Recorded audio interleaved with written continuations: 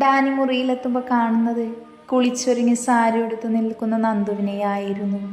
അവൻ കണ്ണെടുക്കാതെ അവളെ ഒരു നിമിഷം നോക്കി നിന്ന് പോയി. ഏത് സാരിയിലും അവൾ അതീവ സുന്ദരിയാണെന്ന് അവന് തോന്നിപ്പോയി. ഡാനി പതിയെ പുറകിലൂടെ ചെന്ന് അവളെ തന്നിലേക്ക് ചേർത്തിറുക്കെ പുണർന്നു. നന്ദു പെട്ടെന്ന് പേടിച്ച് നിലവിളിക്കാൻ പോയതും ഡാനി അവളുടെ വാ പൊത്തിപ്പിടിച്ചു. വിളിച്ച് കൂവല്ലേ പെണ്ണെ, ഞാനാ നിന്റെ ഇച്ഛായെന്ന്. ഇന്ന് അമ്പലത്തിലേക്ക് പോകുന്നുണ്ടോ? സാരിയൊക്കെ ഉടുത്ത് സുന്ദരിയായിട്ടാണല്ലോ നിൽക്കുന്നത്. അമ്പലത്തിൽ പോയിട്ട് വരാമെന്ന് കരുതി, അതാണ്. പിന്നെ കിടക്കാതെ കുളിച്ച് റെഡിയായത്. നന്ദു ഒരു പുഞ്ചിരിയോടെ കണ്ണാടിയിൽ കാണുന്ന ഡാനിയെ നോക്കി പറഞ്ഞു. ഇന്നെന്തായാലും ഓഫീസ് ലീവല്ലേ, അപ്പം നമുക്കൊന്ന് പുറത്തേക്ക് പോവണം. താൻ വെയിറ്റ് ചെയ്യ്, ഞാനും കൂടി വരാം. ഒരുമിച്ച് അമ്പലത്തിലേക്ക് പോവാം. ഡാനി അവളെ തന്നെ നോക്കിക്കൊണ്ട് പറഞ്ഞു. നന്ദു ഒരു പുഞ്ചിരിയോടെ അവനെ നോക്കിക്കൊണ്ട് അവനിൽ നിന്നും അകന്നു മാറി താഴേക്ക് പോയിരുന്നു. ഡാനി റെഡിയാകാനായി വാഷ്റൂമിലേക്കും പോയി. രണ്ടുപേരുടെയും മനസ്സ് ആ സമയം വളരെ സന്തോഷത്തിലായിരുന്നു. നന്ദു താഴേക്കിറങ്ങി നേരെ പോയത് അമ്മച്ചിയുടെ മുറിയിലേക്കായിരുന്നു.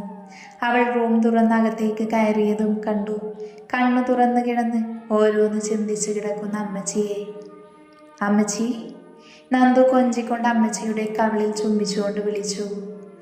ആഹാ, അമ്മച്ചിയുടെ കാന്താരി വന്നു. ഇന്നലെ എവിടെ പോയതായിരുന്നടി? അമ്മച്ചി കളിയാക്കി ചിരിച്ചുകൊണ്ട് അവളോട് ചോദിച്ചു. ദേ അമ്മച്ചി, നിങ്ങളും കൊച്ചുമോനെ ഒരുപോലെ എന്നെ കളിയാക്കാൻ നിൽക്കരുതേ. അതിന് ഞാനെന്താ കുട്ടി നിന്നെ കളിയാക്കിയത്? ഞാനൊരു കാര്യം ചോദിച്ചതല്ലേ. ഇന്നലെ നിങ്ങൾ രണ്ടും എവിടെയായിരുന്നു എന്നല്ലേ, അതിലെവിടെ കളിയാക്കൽ?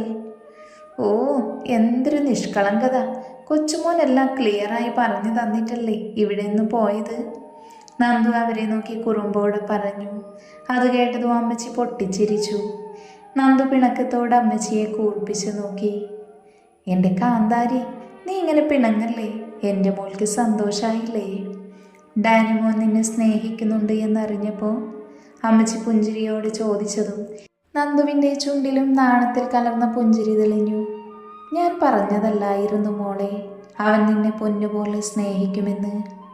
ഇനിയെന്നും നിങ്ങൾ രണ്ടും എന്തിനും ഏതിനും ഒരുമിച്ചായിരിക്കണം. ആരൊക്കെ അകറ്റാൻ നോക്കിയാലും നിങ്ങൾ അകലരുത്. അമ്മച്ചി കണ്ണു തുടച്ചുകൊണ്ട് പറഞ്ഞു. എൻ്റെ പൊന്നമ്മച്ചി, അമ്മച്ചിയുടെ കൊച്ചുമോനായിട്ട് ഞാൻ എങ്ങോട്ടും പോവില്ല, കൂടെ തന്നെ ഉണ്ടാവും, പോരെ? അതിനെ കണ്ണു നിറക്കല്ലേ. നന്ദു അമ്മച്ചിയുടെ കണ്ണു തുടച്ചുകൊണ്ട് പറഞ്ഞു. അത് കേട്ട് അവരൊന്ന് ചിരിച്ചു. അതൊക്കെ പോട്ടെ, ഇപ്പം എൻ്റെ സുന്ദരി കൊച്ച് എങ്ങോട്ടാ പോകുന്നത്? അത് പിന്നെ അമ്പലത്തിൽ പോയെന്ന് വരാമെന്ന് കരുതി.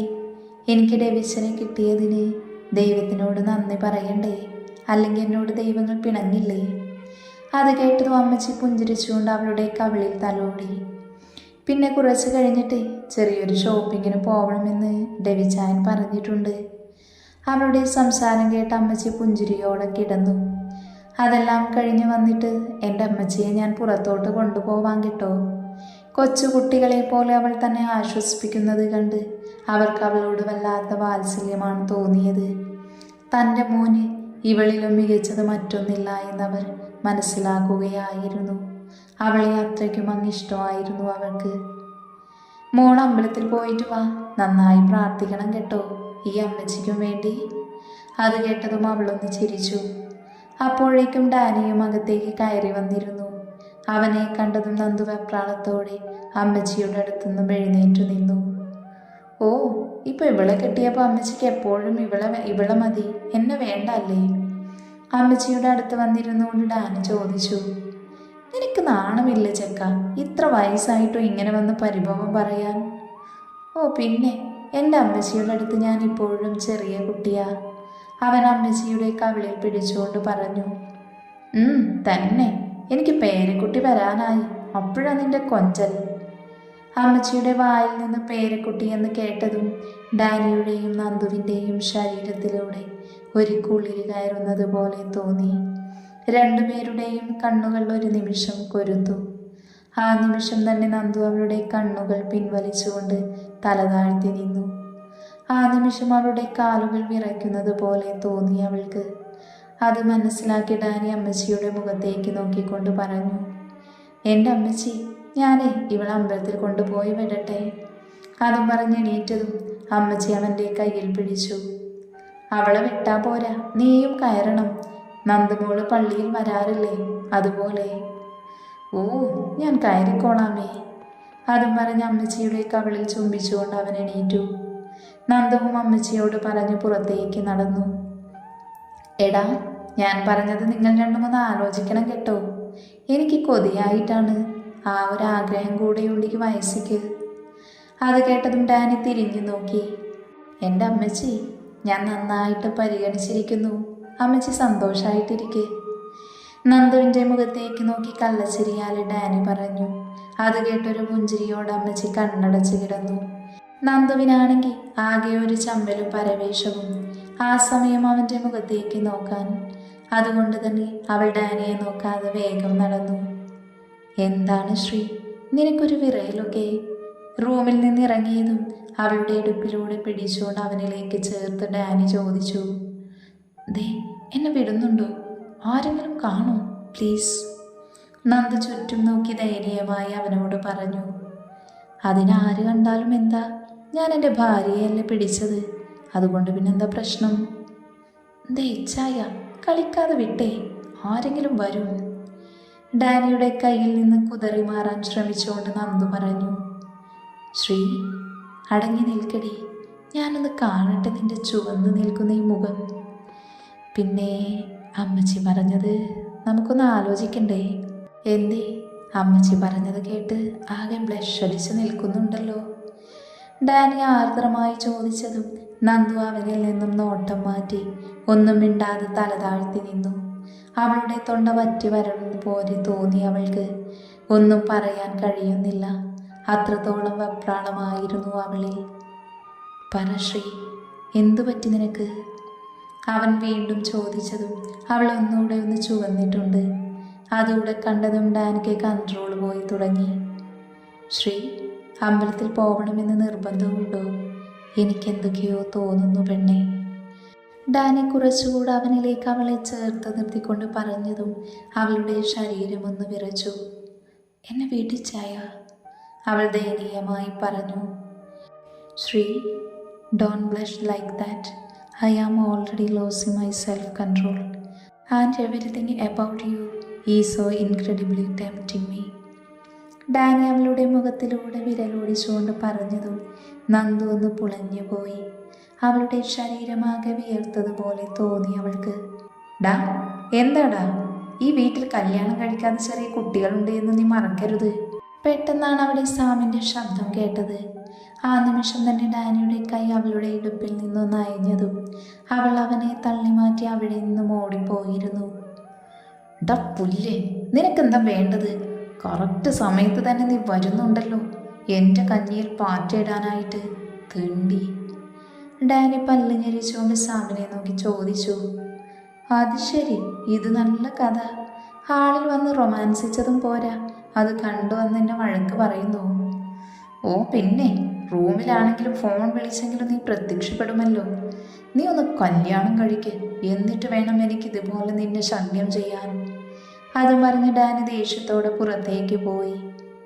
ഇവനെന്ത് തേങ്ങയാ പറയുന്നത് എന്ന എക്സ്പ്രഷനിലായിരുന്നു സാം നിന്നിരുന്നത്. എന്നാൽ ഇതെല്ലാം കണ്ട് വേറൊരാൾ അവിടെ നിന്നിരുന്നു. ഡാനി നന്ദുവിനെ ചേർത്ത് പിടിക്കുന്നതും ചുംബിക്കാൻ നിൽക്കുന്നതുമെല്ലാം കണ്ടിരുന്നു. അവളുടെ മനസ്സിൽ ഡാനിയെയും നന്ദുവിനെയും പിരിക്കാൻ പുതിയ ഐഡിയ കിട്ടിയ സന്തോഷമായിരുന്നു. ഓരോന്ന് കണക്ക് കൂട്ടി അവൾ റൂമിലേക്ക് പോയി.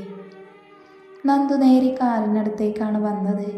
അവളുടെ മനസ്സിലപ്പോൾ ഡാനിയുടെ കണ്ണിലെ പ്രണയം മാത്രമായിരുന്നു. അത് ഓർക്കുമ്പോൾ പോലും അവളുടെ ശരീരം കുളിരുന്നത് പോലെ തോന്നി. അത്രത്തോളം തീവ്രമായിരുന്നു അവൻ്റെ പ്രണയത്തിന് എന്ന് മനസ്സിലാവുന്ന ഓരോ മുഹൂർത്തങ്ങളായിരുന്നു അതെല്ലാം. എന്ത് സ്വപ്നം കണ്ട് നിൽക്കുവാൻ പോവണ്ടേ? സാമിനോടുള്ള ദേഷ്യം മുഴുവൻ നന്ദുവിനോട് തീർക്കുവാണവൻ. നന്ദു പെട്ടെന്ന് വന്ന് ഡോറ് തുറന്ന് കോ ഡ്രൈവിംഗ് സീറ്റിലിരുന്നു. അല്ലെങ്കിൽ ചെക്കൻ്റെ കയ്യിൽ നിന്ന് കിട്ടുന്നത് വാങ്ങേണ്ടി വരുമെന്ന് അവൾക്കറിയാമായിരുന്നു. ഡാനി പിന്നെ ദേഷ്യത്തോടെ ഡ്രൈവിംഗ് സീറ്റിലും ഇരുന്നു. അവൻ്റെ മുഖം ദേഷ്യം കൊണ്ട് ചുവന്നിരുന്നു. കിസ് മിസ്സായതിൻ്റെയാണെന്ന് നന്ദുവിന് തന്നെ മനസ്സിലായി. അവളുടെ അതിരത്തിൽ ചെറിയൊരു പുഞ്ചിരി വിരിഞ്ഞു. അത് ഡാനി കാണുകയും ചെയ്തിരുന്നു. എന്താണ് ഇത്ര കിണിക്കാൻ? കിണിച്ചോണ്ട് നിൽക്കാതെ സീറ്റ് ബെൽറ്റ് ഇടടി പുല്ലേ, ഡാനി ദേഷ്യത്തിൽ പറഞ്ഞുകൊണ്ട് കാറെടുത്തു. അപ്പോഴാണ് അവൾക്ക് അതിട്ടില്ല എന്ന ബോധം വന്നത്. അവൾ പെട്ടെന്ന് തന്നെ സീറ്റ് ബെൽറ്റ് ഇട്ടു. ഡാനി നേരെ കാർ അമ്പലത്തിലേക്ക് വിട്ടു. അമ്പലത്തിലെത്തും വരെയും നന്ദുവും ഡാനിയും പരസ്പരമൊന്നും സംസാരിച്ചിരുന്നില്ല. അമ്പലത്തിലെത്തിയതും നന്ദു ഇറങ്ങാൻ പോയതും ഡാനി അവളെ പിടിച്ചു വെച്ചു. പെട്ടെന്ന് പോയി തൊഴുതിട്ട് വന്നേക്കണം. എനിക്കിനിയും ഇവിടെ കാത്തു നിൽക്കാൻ സമയമില്ല. വേറെ പണിയുണ്ടെനിക്ക്. ഡാനി അത് പറഞ്ഞതും നന്ദു ഡോറ് തുറന്ന് പുറത്തേക്ക് ഇറങ്ങി. അവനോട് മറുപടിയൊന്നും പറഞ്ഞില്ല. പറഞ്ഞിട്ടും കാര്യമില്ല എന്നറിയാം. അതുകൊണ്ട് തന്നെ ഒന്നും മിണ്ടാതെ അവൾ പോയി. ഡാനി ഒരു പുഞ്ചിരിയോട് അവളുടെ പുറകിലൂടെ നടന്നു. അവളോട് വെറുതെ ദേഷ്യപ്പെട്ടതാണ്. അവളുടെ കൂടെ പോകണമെന്ന് അവൻ വിചാരിച്ചതുമാണ്. അങ്ങനെ അമ്പലത്തിലെ പ്രാർത്ഥനയുമെല്ലാം കഴിഞ്ഞവർ പുറത്തേക്കിറങ്ങി. ഡാനി അമ്പലത്തിൽ കയറി പ്രാർത്ഥിച്ചത് കണ്ട് നന്ദുവിന് ഒത്തിരി സന്തോഷമായിരുന്നു. നന്ദു വന്ന് കാറിൽ കയറിയതും ഡാനിയും കയറി. പക്ഷെ അപ്പോഴും ഡാനിയൊന്നും മിണ്ടുന്നില്ല. ചെക്കനുമ്മ മിസ്സായി ദേഷ്യം പോയിട്ടില്ല എന്ന് അവൾക്ക് മനസ്സിലായി. പിന്നെ അവർ അവിടെ നിന്നും പോയി. കുറച്ച് ദൂരം എത്തിയതും ഡാനിയുടെ ഫോൺ ബെല്ലടിച്ചു. നോക്കിയപ്പോൾ സാമാണ്. ഇവനെ ഇന്ന് ഞാൻ, ഡാനി ദേഷ്യത്തോട് അതും പറഞ്ഞ് ഫോൺ എടുത്ത് സ്പീക്കറിലിട്ടു. നിനക്കെന്താടാ പുല്ല് വേണ്ടത്? നീ രാവിലെ തുടങ്ങിയതാണല്ലോ എൻ്റെ നെഞ്ചത്തോട്ട്. ഡാനി ഫോൺ എടുത്തപ്പോഴേ തുടങ്ങി തെറി പറയാൻ. എൻ്റെ പൊന്നു ഡാനി, നീ അമ്പലത്തിൽ പോയത് ഉമ്മിക്കാനാണോടാ? നീ എന്തൊരു ഉമ്മച്ചനാടോ. എൻ്റെ നന്ദുമോൾക്കൊരു റെസ്റ്റ് കൊടുക്ക് ചെക്ക. എന്നാൽ ഇതെല്ലാം കേൾക്കുന്ന നന്ദുവിൻ്റെ കിളികളൊക്കെ ചത്തു വീണിട്ടുണ്ട്. ഡാനിയാണെങ്കിൽ ആകെ പെട്ട അവസ്ഥയിലും. ഡോ പുല്ലേ, നിർത്തിക്കോ. നീ എന്തിനാ വിളിച്ചത്? അത് പറഞ്ഞു വെച്ചിട്ട് പോടാ. ഡാനി വീണ്ടും അലറി. ഇനിയും ഡാനിയെ ദേഷ്യം പിടിപ്പിച്ച ഓഫീസിൽ വന്ന് തൻ്റെ കൊങ്ങയ്ക്ക് പിടിക്കുമെന്ന് സാമിന് മനസ്സിലായി. അതുകൊണ്ട് അവൻ കാര്യം പറഞ്ഞു. എടാ, നീ ഇപ്പോൾ ഓഫീസിലേക്ക് വരുമോ? കുറച്ച് സൈൻ ചെയ്യാനുണ്ട്, അതുപോലെ ചെക്ക് ചെയ്യാനുമുണ്ട്. നാളെയല്ലേ പ്രസൻറ്റേഷൻ അവതരിപ്പിക്കേണ്ട ദിവസം. അതിൻ്റെ കുറച്ച് ഡീറ്റെയിൽസ് കൂടെ വേണം. നീ അവളെയും കൊണ്ടുവാ. ഞാനത് പറയാൻ വിളിച്ചതാണ്. സാം ഡാനിയോട് പറഞ്ഞതും ഡാനി അതിനൊന്ന് മൂളി. പിന്നെ ഡാനി, ആ പറയടാ. ഞാൻ ഫോൺ വിളിച്ചപ്പോഴേ നിർത്തിവെച്ചത് തുടങ്ങിക്കോ. എന്ത്? ഡാനി മനസ്സിലാവാതെ ചോദിച്ചു.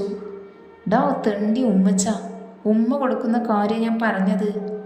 സാം പൊട്ടിച്ചിരിയോടെ പറഞ്ഞതും ഡാനിയുടെ ദേഷ്യം അങ്ങ് ഉച്ചസ്ഥായിയിലെത്തി. വെച്ചിട്ട് പോടാ പന്ന മോനെ, നിനക്ക് ഞാൻ വെച്ചിട്ടുണ്ട്. ഞാൻ അങ്ങോട്ട് വരട്ടെ. ഡാനിയുടെ അലർച്ച കേട്ടതും സാം ഫോൺ കട്ടാക്കി. എന്നാൽ സാമിൻ്റെ സംസാരവും ഡാനിയുടെ ഇപ്പോഴത്തെ അവസ്ഥയും എല്ലാം കൂടെ കണ്ട് നന്ദുവിന് ചിരി സഹിക്കാൻ കഴിഞ്ഞില്ല. അവൾ പോലും അറിയാതെ അവൾ പൊട്ടിച്ചിരിച്ചുപോയി. എന്നാൽ നന്ദുവിൻ്റെ ചിരി ഡാനിക്ക് തീരെ അങ്ങ് ഇഷ്ടപ്പെട്ടില്ല. അവൻ കലിപ്പിൽ അവളെ നോക്കിയതും അവളുടെ ചിരിയുടെ സൗണ്ട് അങ്ങ് കുറഞ്ഞു. അപ്പോഴും അവളുടെ ചുണ്ടിൽ കളിയാക്കിയുള്ളൊരു ചിരിയുണ്ടായിരുന്നു. നിനക്കെന്നെ കളിയാക്കി ചിരിക്കണമല്ലേ? ശരിയാക്കി തരാം ഞാൻ. അത് മനസ്സിൽ പറഞ്ഞ ഡാനി കടകളൊന്നുമില്ലാത്ത ഒരൊഴിഞ്ഞ സൈഡിൽ കാറ് നിർത്തിയതും നന്ദുവിൻ്റെ ചിരി സ്വിച്ചിട്ടതുപോലെ നിന്നു. നന്ദു എന്തിനാ നിർത്തിയതെന്ന് അറിയാൻ വേണ്ടി ഡാനിയെ നോക്കിയതും അവൻ സീറ്റ് ബെൽറ്റ് ഊരി അവളെ തന്നെ ഉറ്റുനോക്കുവാണ്.